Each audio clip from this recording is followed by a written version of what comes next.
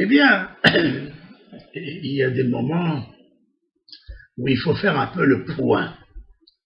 Il y a actuellement, depuis quelques mois, ça remonte un petit peu avant l'attaque contre les Gaza, les territoires du Hamas,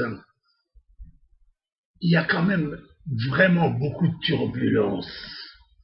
Il y a des déclarations de plus en plus intrépides, de plus en plus violentes contre Israël. Voilà, par exemple, la déclaration de Méchal, qui a dit « Nous voulons établir un État arabe musulman sur l'intégralité des territoires du Jourdain à la mer. » Voilà. Ça veut dire, il a rajouté d'ailleurs, englobant Haïfa, Beersheva, etc., Tel Aviv, etc. C'est une déclaration d'un chef terroriste important qui finalement situe la philosophie de nos ennemis. Ils veulent récupérer le territoire. Mais alors, maintenant, il y a quelque chose de plus important.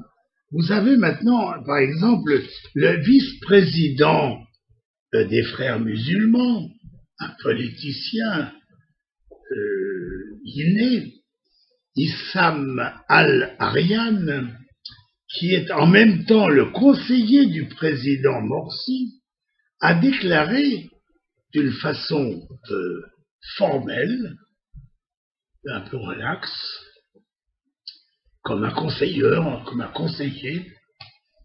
il conseille aux Juifs qui vivent en Israël de commencer à prendre leurs dispositions, de préparer des passeports, de préparer des visas, pour dire à tous ces braves Juifs, vous devriez commencer sérieusement à vous organiser pour tous les uns et les autres, à les rejoindre, retourner dans les pays d'où vous venez, que ce soit en Égypte, ou en Tunisie, au Maroc, ou en Algérie, ou bien pour les Ashkénazes, que ce soit en France, ou bien en Allemagne, ou bien en Pologne, etc., ou bien en Russie. Bon.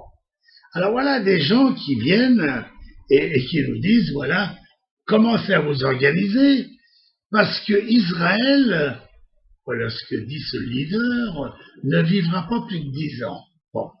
Alors, finalement, il faut quand même commencer, ça commence à faire beaucoup, vous voyez toutes ces déclarations, par exemple, là vous avez quelque chose de très intéressant, vous avez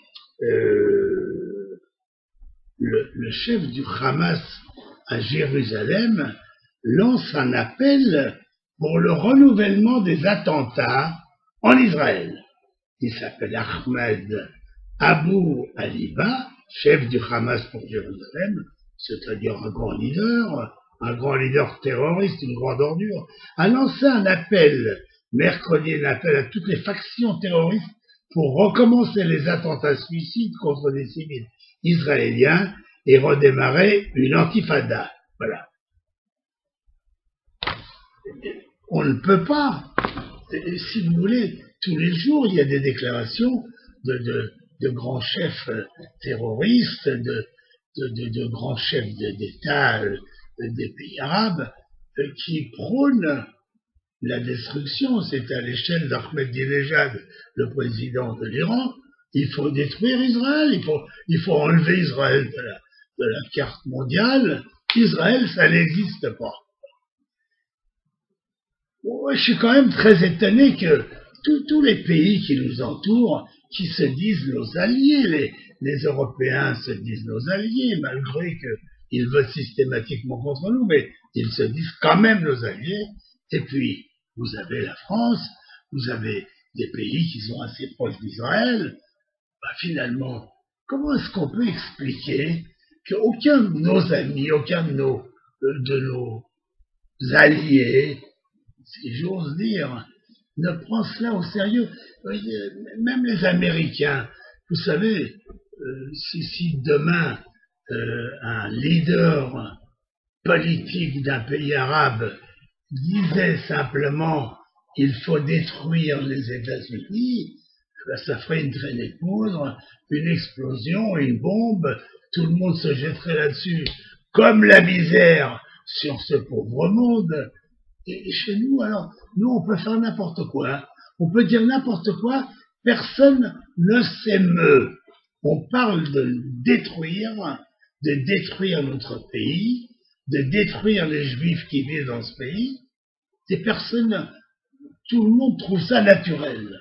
Alors, ce que je voulais vous dire aujourd'hui, c'est que il va quand même falloir qu'un jour, on fasse un peu le point et que nous regardions dans les yeux nos amis, les gens qui nous aiment, qui nous soutiennent, et leur dire, mais comment se fait-il que nous ne soyons pas révolutionnés par toutes ces déclarations immondes, abjectes, qui prônent une nouvelle Shoah quelque part?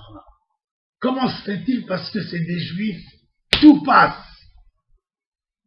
Il va bien falloir, un jour, c'est une dette que nous avons quand même vis-à-vis des générations qui viennent, vis-à-vis de nos enfants. Il va bien falloir qu'un jour, nous réagissions comme n'importe quel peuple réagirait dans les mêmes circonstances. Merci à vous.